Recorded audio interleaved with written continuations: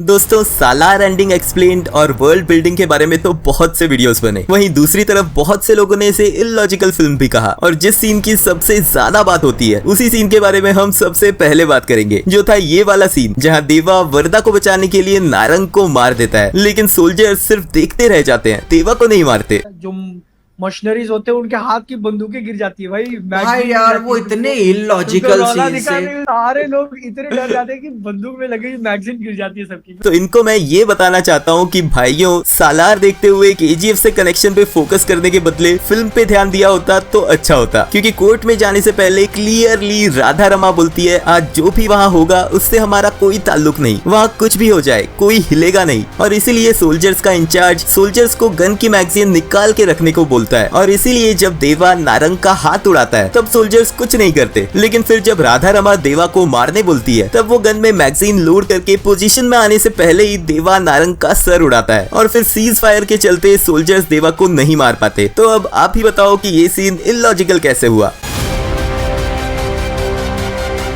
नमस्ते दोस्तों, स्वागत है आप सबका रील डिटेक्टिव में। मैं आपका अपना पर्सनल फिल्मी जासूस। दोस्तों इस फिल्म का मैंने फर्स्ट डे फर्स्ट शो देखा था और मुझे सच में अच्छी लगी, लेकिन मैं फिल्म के एंड को लेके थोड़ा दुविधा में था। यानी मुझे समझ तो सब आया लेकिन थोड़ा इनकम्प्लीट लग रहा था, इसलिए बाकी रिव्यूअर्स को ये एंड कैसा लगा ये जानने के लिए मैं रिव्यू चेक कर रहा था। तब ये देख के हैरानी हुई कि सब बड़े बड़े यूट्यूबर्स फिल्म को बोरिंग और घटिया बोल रहे थे। मुझे समझ नहीं आ रहा था कि क्या मैं अकेला ही हूँ जिसे ये फिल्म अच्छी लगी। फिर थोड़े टाइम बाद बहुत ही रिलायबल और national award winner reviewer Bhardwaj Rangan ji का रिव्यू आया। And the climactic fight has more chopped body parts than I think all the Indian movies I have seen so far.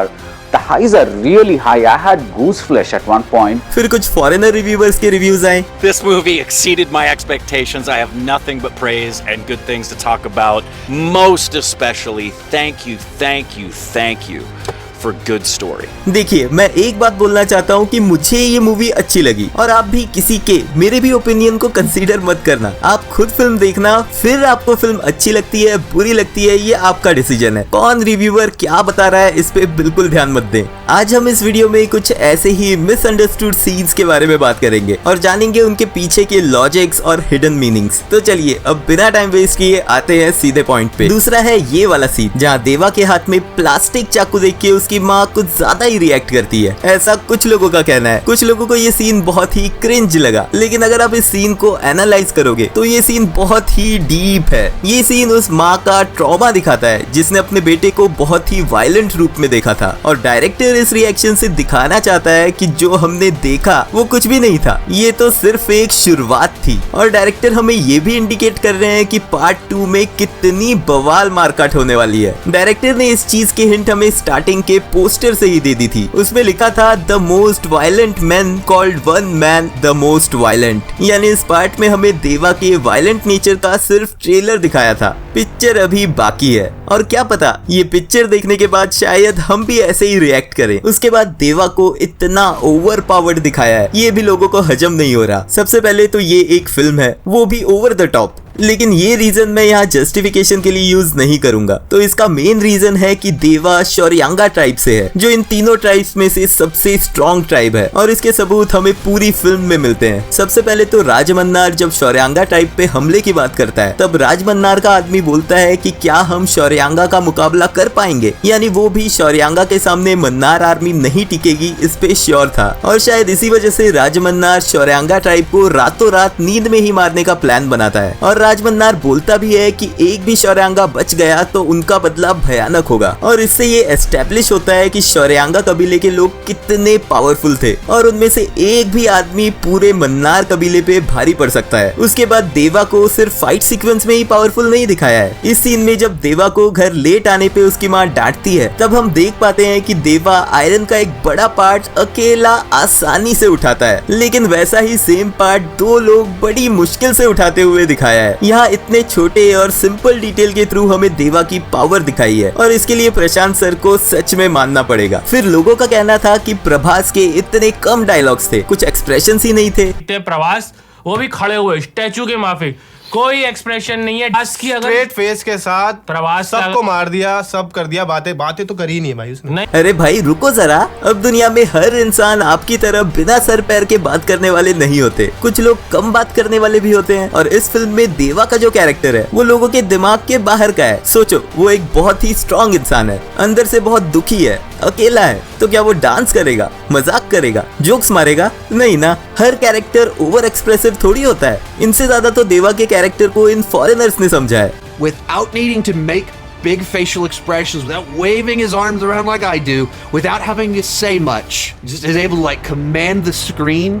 and you feel how dangerous this guy is. He has gorgeous screen presence, and this is what I think we've always said. I mean, that's why obviously I think S.S. Rajamouli cast him as Bahubali.